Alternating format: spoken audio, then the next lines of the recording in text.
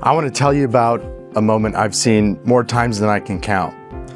I'm sitting across the table with an owner.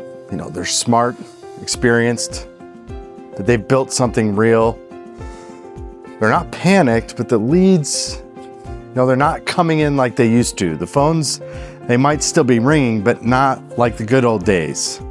Then they say something like, I don't know why people keep shopping us, or it feels harder to win the same job. That's usually where the conversation gets interesting, because it's rarely a lead problem.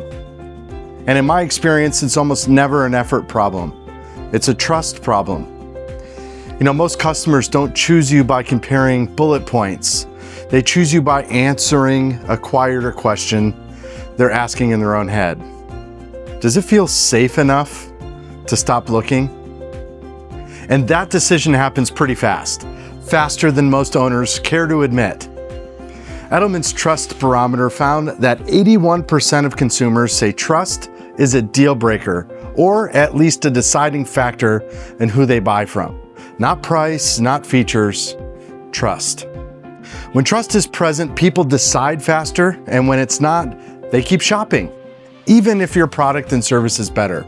I've watched companies with great operations, solid teams, real values, drift into price fights because nothing about their brand made the decision easy. Nothing was broken, it just didn't feel clear.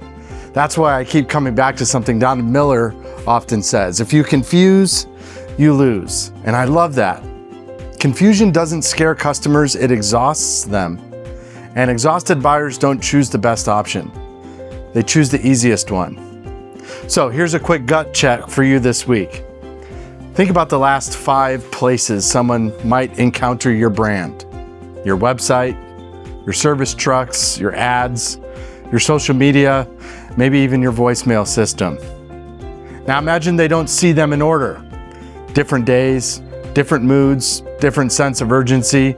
Do those moments for the customer feel like they came from the same company? Or do they feel like a handful of decent ideas that never sat in the same room? Because when your brand lacks cohesion, that's one of the reasons customers feel uncertainty. And uncertainty sends them back to Google.